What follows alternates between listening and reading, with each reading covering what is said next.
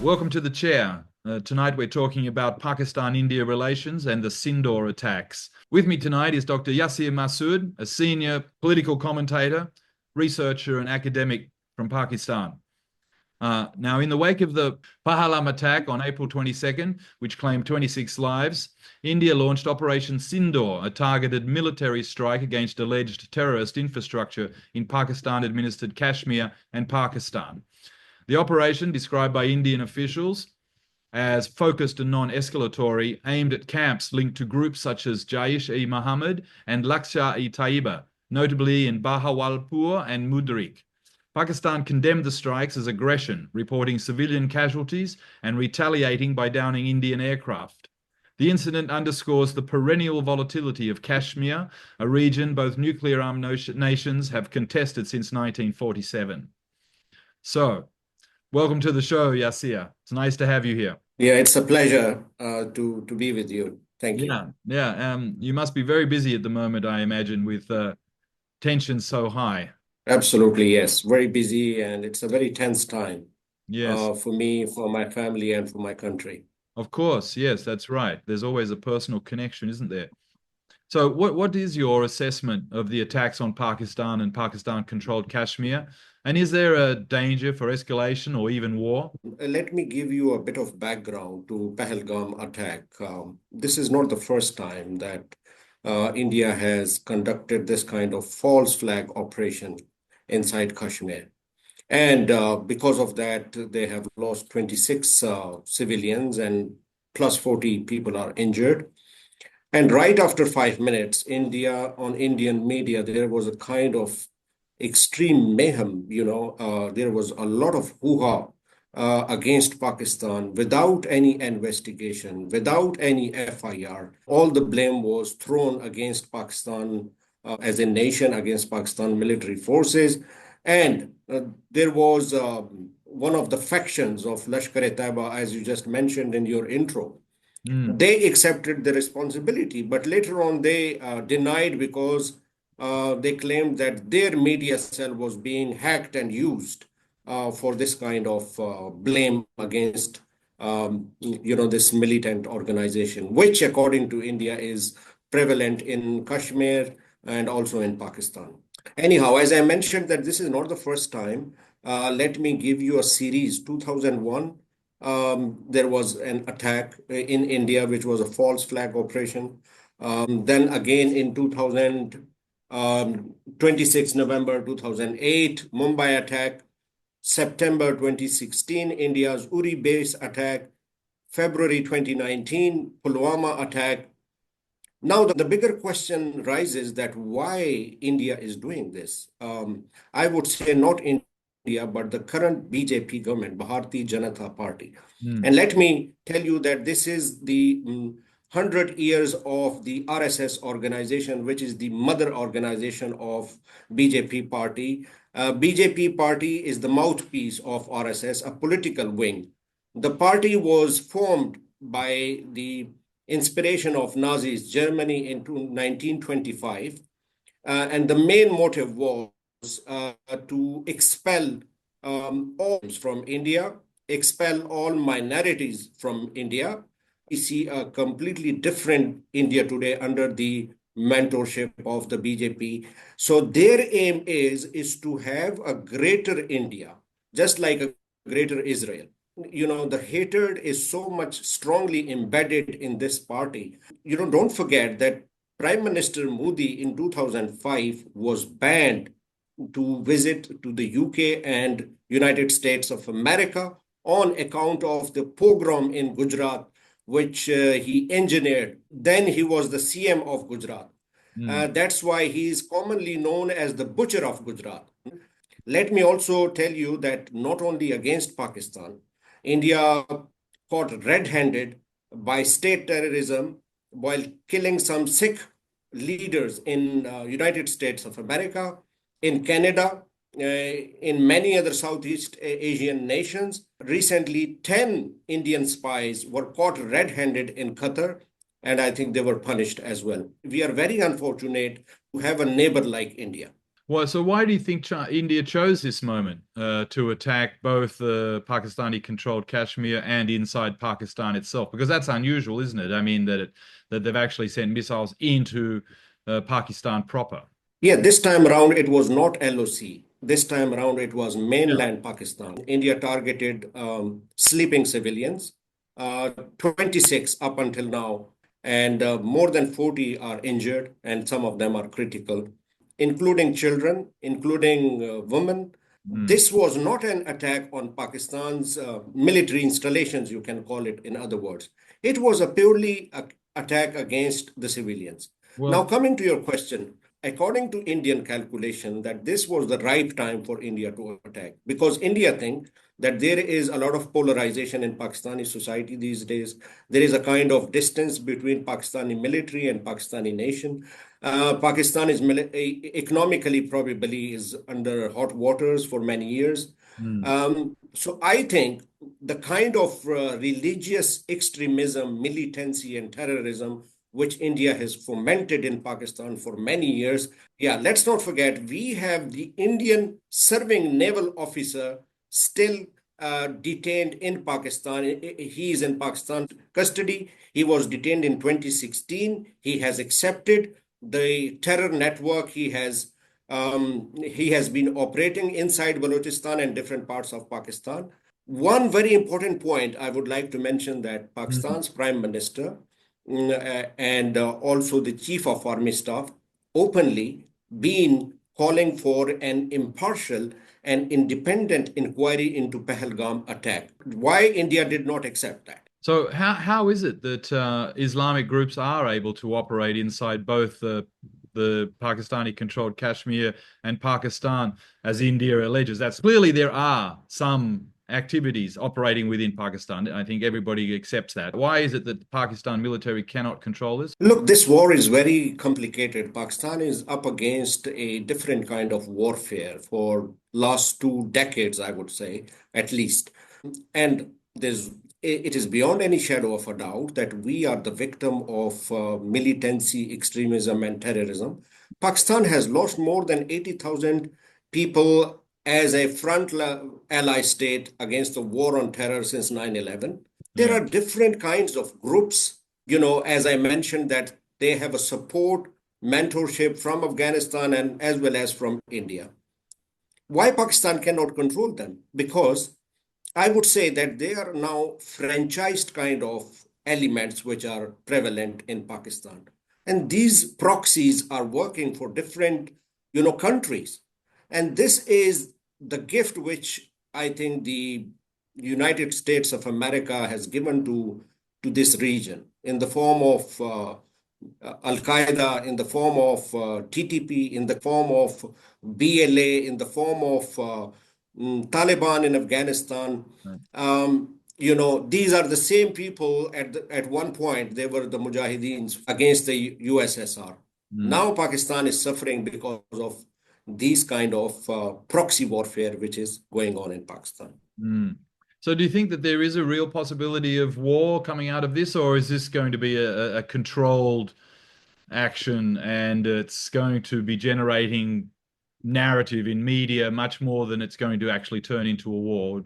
Or do you think there's a real chance of actual military conflict on the line of control? And when I say military conflict, I mean open fighting between, brigade or division level.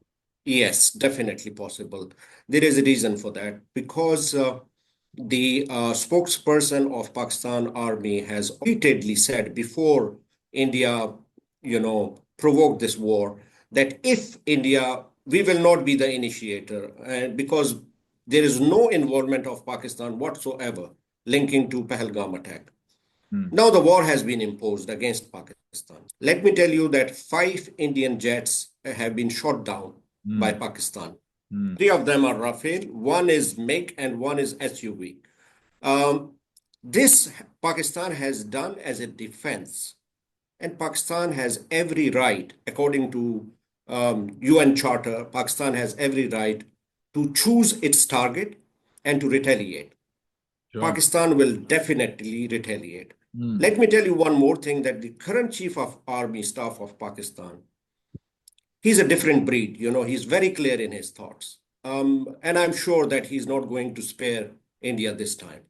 So, and the Pakistan's foreign minister, Pakistan's prime minister, the spokesperson of military, repeatedly been saying this, that if India attack or if India initiate, Pakistan will end the war and Pakistan will choose its target.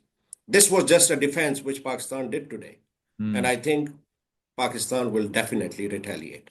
Yeah, see, what are the foundational issues? I mean, what's driving all of this tension? I mean, is it related to larger geopolitical goals, or is it, a sectarian, so Muslim, Hindu nationalism, and as you just pointed out, the US putting their finger in there, supporting terrorism, Islamic groups, militant groups. Obviously Afghanistan for 20 years. What is really at the foundation of all of this? And is there some kind of mechanism by which those foundational problems can be addressed? I think those foundational problems have now a deep-seated problem inside India. Let me tell you why. As I gave you a glimpse of the BJP current party, that they are fascist party. They have instilled a lot of jingoism into its media, into its people, and there are very bizarre kind of expeditions going on inside India, which are unreported. You and me, we don't see that over the media. Every day, on daily basis, Muslims are being lynched in India. There are anti-Muslim mobs, not only Muslims, all the minorities in India. Their mandate is that every other religion, people belonging to every other religion have no permission to live in India, because the Hindu state belongs to Hindus alone. This is the mandate of the BJP, including Muslims, including Sikh, including Christians, including Jains, and from any other religion. With this Pahalgam attack, I think there are two very important issues. Unilaterally, Indian government suspended the Indus Water Treaty, which was arranged and signed by both India and Pakistan in 1960, arranged by the World Bank. Pakistan was loud and clear by mentioning that if India tried to stop Pakistan's water by any means, that would be considered an act of war. Sure. I think India wants to have some kind of negotiations regarding the Indus Water Treaty. Then the second important thing is that in the first question you asked that why, when I mentioned about the series of the false flag operations which India has engineered, I think whenever Prime Minister Modi loses his ground in India on account of his political position, on account of certain accusation regarding his corruption, when there are sane voices in India, when they question the policies of Prime Minister of Modi and BJP against minorities and Muslims, I think another domestic election is coming up. So this was a perfect ground for Prime Minister Modi, like in the previous episodes of the false flag operations, because Indian politics is based on anti-Muslims inside India and anti-Pakistan sentiments. That's very unfortunate. Mentioning the SCO mechanism. So both Pakistan and India are in the Shanghai Cooperation Organization, along with Russia and Iran and China, of course. Those are important neighbors, and the five stans inside Central Asia. So what do you think can be done inside the SCO? I haven't seen any mention of a special meeting being called, although I did see that Pakistan has asked Russia to mediate. So what are your thoughts on that? The SCO's mandate is not serve the purpose of bilateral issues. SCO platform was made for the purpose of collective security between the member states. Pakistan and India, 2017, are the member states of Shanghai Cooperation Organization. So directly, of course, there is no mechanism available where, SCO can resolve any bilateral issues between two member states. However, having said this, it can still work as a platform to ease the tensions maybe, on the sidelines or directly or indirectly. Mm. And if there are any economic aspirations of India to Central Asia, Pakistan cannot stop that under the banner of the SCO. India is already working on the Chabahar port in Iran, has investment there. Yeah. It has a land route now from Chabahar to Afghanistan and then to Central Asia. India is pouring in fund into international north-south transport corridor, Yeah. which of course Pakistan cannot stop because all of these projects are actually part and parcel of the SCO as well. So Mm. India has no one can stop India if they have any aspirations of having, a strong foothold in the Eurasian markets. India, of course, one of its grievances is, and one of its ambitions is always to have direct land access into Central Asia, which is clearly Kashmir blocks that. So, and also, of course, a small part of China. What can be done about that? I mean, that's clearly a grievance for India. I mean, they're working with, as you just mentioned, in SCO to have access into Central Asia via Iran, but they don't have a land route. So, what do you think about that? I mean, is that ever going to be possible, or how might such a thing be done? I think it's not possible having, under the current scenario and situation.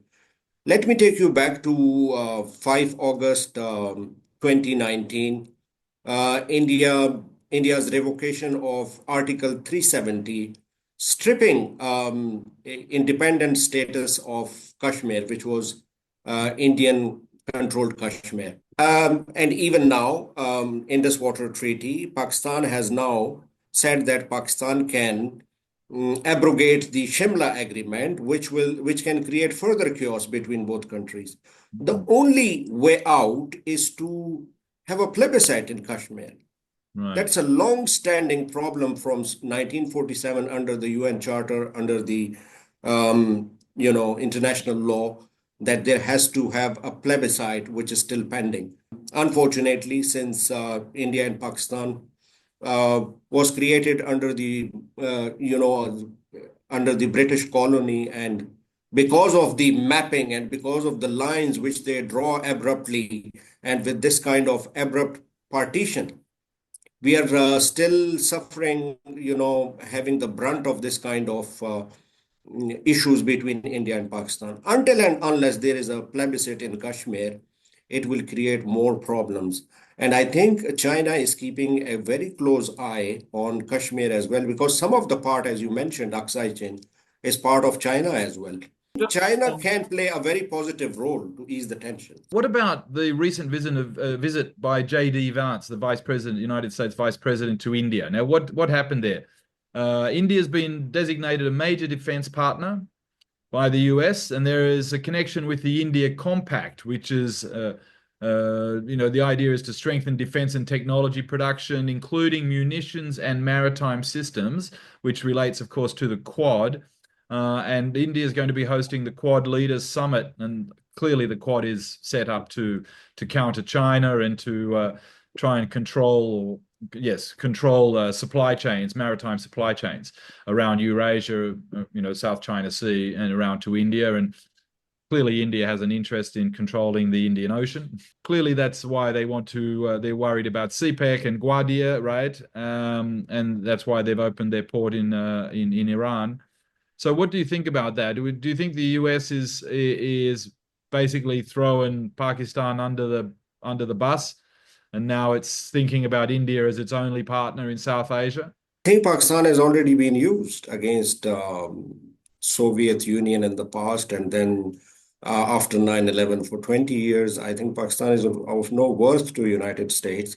Probably that is why with India, they have found a new love affair. As you mentioned, that it's clear that it's comes under the China containment policy, and to give as much as leverage to India as possible, because under the current trade and tariff war between United States and China, as you are fully aware, that in United States of America is trying to strengthen and embolden new allies. And of course, India is a big market, 1.3 billion of people and fifth largest economy in the world.